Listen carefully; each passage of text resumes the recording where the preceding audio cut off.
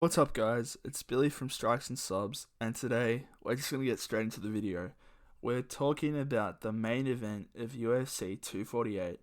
Middleweight champion Israel Adesanya taking on Yoel Romero for the middleweight championship of the world. Now, this is going to be an insane battle between these two men. Israel Adesanya obviously comes from that kickboxing background, and it's been pretty much compared to John Jones for most of his career.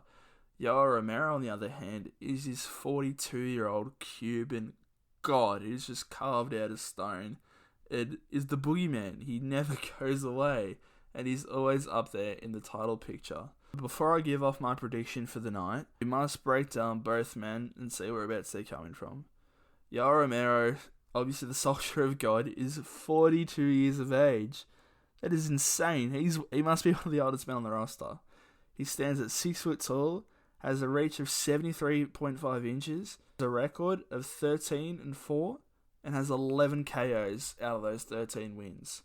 Those 4 losses came at the hands of Paulo Costa in what some say was a bit of a dodgy decision.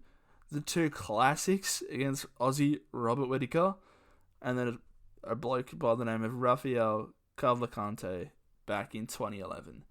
Now, Yoel Romero is obviously this Cuban wrestler god, who also comes from an American top team, and he sometimes holds that southpaw stance when he fights. Now, many people thought that he was going to miss weight for this fight. Luckily, he did not. He is going to throw the tank at Adesanya, as most people believe, myself slightly included, that this may be his last big shot, or big hurrah, if you will, at the title.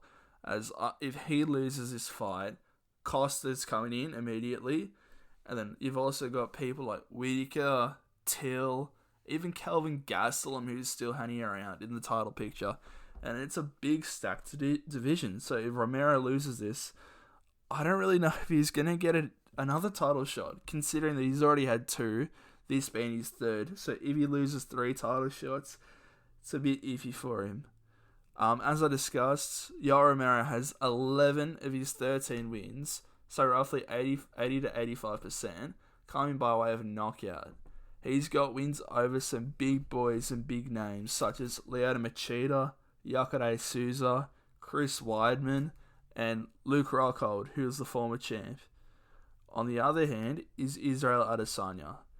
Israel Adesanya goes by the nickname of the Last Style Bender, and trains out of City Kickboxing in New Zealand, which boasts talents such as Kai Kara France and Alexander Volkanovski. Adesanya has what they call a switch stance, which is, he moves from southpaw to orthodox to southpaw, back and forth. Now, Israel Adesanya is an undefeated fighter. He has a record of 18 wins and 0 losses, with the wins coming over names such as Robert Whittaker, Kelvin Gastelum, and arguably one of the greatest of all time, Anderson Silva. Israel Adesanya is 30 years old. He stands at 6'4", has an 80-inch reach, and as I discussed, had 14 knockout victories from his 18 wins. These knockouts he even knocked out Robert Whittaker. That was just crazy. He knocked out Robert Whittaker in the middle of the second round. Nuts. Despite Yoel Romero being this big boogeyman, I do see Adesanya getting the win during this fight. Adesanya has many different tricks he can bring to the table, such as his kicking, his switch stance, his punching. It all really comes from his kickboxing abilities, which is just nuts. Whereas Yoel Romero, on the other hand, although he's this scary guy that's just going to come forward and swing for the fences, who also has his takedowns, I just don't think he has the speed and movement of Israel Adesanya. Adesanya is he just spins, kicks, punches. It's a bit like Tony Ferguson, where Ferguson is always moving, always in your face, can come back out, but then can also go straight back into the pocket and put hella pressure on you. The bookies, on the other hand, have this fight ending somewhere in the vicinity of rounds 3 and round 4. However, when it comes to the winner of the fight, they have Israel Adesanya as a massive favourite at $1.38. Yoel Romero, on the other hand, is only paying $3.10. So, I have to agree with the bookies here. I honestly do.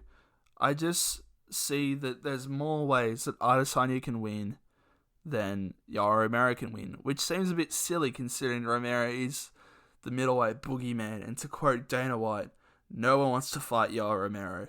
But I really do believe that Israel Adesanya has the capabilities, the skills to do this. I don't think that he's going to knock Yoel Romero out, even though he has talked it up a lot, and it sort of reminds me of the Tyson Fury versus Deontay Wilder fight. Like, Fury during all his media days and scrums was saying that he was going to knock out Wilder, and everyone's like, mate, no you're not. No one believed him, but halfway through the fight, he knocked Deontay Wilder out, which was just unheard of. And for someone to knock Yoel Romero out, this is completely unheard of. So, could Israel Adesanya knock Yoel Romero out? Possibly, but will he do it? Probably not. So, although I do think Israel Adesanya has minimal capabilities to knock out Yoel Romero, not saying he doesn't have any capability to knock Yoel Romero out, because obviously he's got some capability. I just don't think the chances of him knocking him out are as big as the chances of him going to a decision and getting the win that way, which is why I have Israel Adesanya taking the win via unanimous decision. And I just see him increasing his legacy. Like, if he beats Paulo Costa, I'm not sure who else there is left to fight. Maybe a matchup with Till or a rematch with Kelvin Gastelum. That would be insane, given that their last contest in 2019 was the fight of the year in many people's eyes. But then there's always that looming figure of John Jones and Adesanya going up to fight John Jones. But I reckon there's still a few more people John Jones as well should fight before this matchup happens, such as Dominic Reyes in a sequel, Thiago Santos in a sequel, maybe even Jan Blachowicz might deserve a title fight after his impressive win. So to summarize this video for the fight, I have Israel Adesanya getting the win via decision. And ladies and gentlemen, this is going to be a pretty crazy card. Although there's not much star power up there, in terms of talent, it is stacked. So make sure to stay tuned for my reactions of the card. And also check out my predictions video of Zhang Weili versus Joanna Jędrzejczyk. Cheers.